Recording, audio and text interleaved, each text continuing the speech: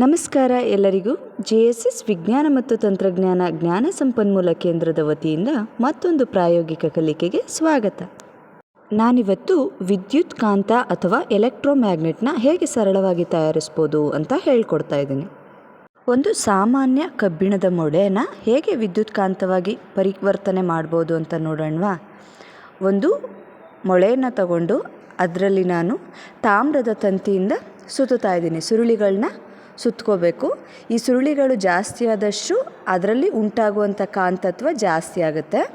ಹಾಗೆ ಅದರಿಂದ ಹೆಚ್ಚು ಮ್ಯಾಗ್ನೆಟಿಕ್ ಫೀಲ್ಡನ್ನು ನಾವು ಕ್ರಿಯೇಟ್ ಮಾಡ್ಬೋದು. ವಿದ್ಯುತ್ ಕಾಂತ ಅಥವಾ ಎಲೆಕ್ಟ್ರೋಮ್ಯಾಗ್ನೆಟ್ ಅಂದರೆ ಏನಪ್ಪ ಅಂದರೆ ವಿದ್ಯುತ್ ಪ್ರವಾಹ ಹರಿದಾಗ ಮಾತ್ರ ಕಾಂತೀಯ ಗುಣವನ್ನು ಪಡೆಯುವಂತಹ ಕಾಂತ.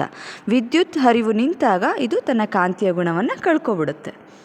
ಇತ್ತೀಚಿನ ದಿನಗಳಲ್ಲಿ ಇದರ ಅನ್ವಯಗಳು ಸಾಕಷ್ಟಿದೆ. ಎಲ್ಲೆಲ್ಲಿ ಬಳಸ್ತಾರಪ್ಪ ಅಂದರೆ ವಿದ್ಯುತ್ ಗಂಟೆ ಅಥವಾ ಎಲೆಕ್ಟ್ರಿಕ್ ಬೆಲ್, ಮತ್ತು ಕಬ್ಬಿಣನ ತುಂಡುಗಳನ್ನ ಬೇರ್ಪಡಿಸುವಂತಹ ಕ್ರೇನ್ ಮಷೀನ್ಸಲ್ಲಿ, ಲೌಡ್ ಸ್ಪೀಕರ್ಗಳಲ್ಲಿ, ಮೋಟಾರ್ಗಳಲ್ಲಿ, ಹಾಗೆ ಮೆಡಿಸಿನಲ್ ಪರ್ಪಸ್ ಮೀನ್ಸ್ MRI ಮಷಿನ್ಗಳಲ್ಲೂ ಕೂಡ ಈ ಎಲೆಕ್ಟ್ರೋಮ್ಯಾಗ್ನೆಟ್ಸ್ನ ಬಳಸಲಾಗುತ್ತೆ. ಇತ್ತೀಚೆಗೆ ಅತಿ ಹೆಚ್ಚು ಪ್ರಸಿದ್ಧಿ ಪಡೆದಿರತಕ್ಕಂತಹ ಮ್ಯಾಗ್ಲೆವ್ ಟ್ರೈನ್ಗಳಲ್ಲೂ ಕೂಡ ಎಲೆಕ್ಟ್ರೋಮ್ಯಾಗ್ನೆಟ್ಸ್ನ ಬಳಸಲಾಗ್ತಾ ಇದೆ. ವಿಶೇಷತೆ ಏನಪ್ಪ ಅಂದರೆ ಕಾಂತೀಯ ಶಕ್ತಿಯನ್ನು ಹೆಚ್ಚು ಕಡಿಮೆ ಮಾಡ್ಕೋಬೋದು. ಹಾಗೆಯೇ ನಮಗೆ ಅವಶ್ಯಕತೆ ಇದ್ದಾಗ ಮಾತ್ರ ಇದನ್ನು ಕಾಂತವಾಗಿ ಪರಿವರ್ತನೆ ಮಾಡ್ಬೋದು. ಕಬ್ಬಿಣದ ಮೊಳೆಗೆ ಒಂದಷ್ಟು ಸುರುಳಿಗಳನ್ನ ಸುತ್ತಿ ಆದಮೇಲೆ ಅದನ್ನು ಕಟ್ ಮಾಡಿ ಅದರ ಎಂಡನ್ನು ನಾನಿಲ್ಲಿ ಸ್ಯಾಂಡ್ ಪೇಪರಿಂದ ಉಜ್ಜುತ್ತಾ ಇದ್ದೀನಿ. ಯಾಕೆಂದರೆ ಕಾಪರ್ ಆಕ್ಸೈಡ್ ಲೇಯರ್ ಫಾರ್ಮ್ ಆಗಿರುತ್ತೆ ಅಲ್ವಾ, ಅದೆಲ್ಲ ರಿಮೂವ್ ಆಗ್ತಾ ಇದೆ.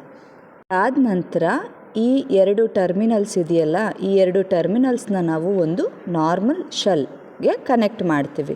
ಪಾಸಿಟಿವ್ ನೆಗೆಟಿವ್ ಟರ್ಮಿನಲ್ಗೆ ಕನೆಕ್ಟ್ ಮಾಡಬೇಕು. ಇದು ಕನೆಕ್ಟ್ ಆದಮೇಲೆ ಎಲೆಕ್ಟ್ರಾನ್ ಚಾರ್ಜಸ್ಸು ಈ ಒಂದು ಬ್ಯಾಟ್ರಿಯಿಂದ ಕಾಪರ್ ಒಂದು ತಂತಿಯಲ್ಲಿ ಏನಾಗುತ್ತೆ ಹರಿವನ್ನು ಉಂಟು ಮಾಡುತ್ತೆ. ಈ ಹರಿವಿನಿಂದ ಮ್ಯಾಗ್ನೆಟಿಕ್ ಫೀಲ್ಡ್ ಕ್ರಿಯೇಟ್ ಆಗುತ್ತೆ. ಇದರಿಂದ ಈ ಒಂದು ಕಬ್ಬಿಣದ ಮೊಳೆ ಎಲೆಕ್ಟ್ರೋಮ್ಯಾಗ್ನೆಟ್ ಆಗಿ ಕನ್ವರ್ಟ್ ಆಗಿರೋದನ್ನ ನೀವಿಲ್ಲಿ ನೋಡ್ಬೋದು. ಮತ್ತಷ್ಟು ಇಂಟ್ರೆಸ್ಟಿಂಗ್ ಎಕ್ಸ್ಪೆರಿಮೆಂಟ್ಗಳಿಗಾಗಿ ನಮ್ಮ ಪೇಜ್ನ ಫಾಲೋ ಮಾಡಿ. Thank you.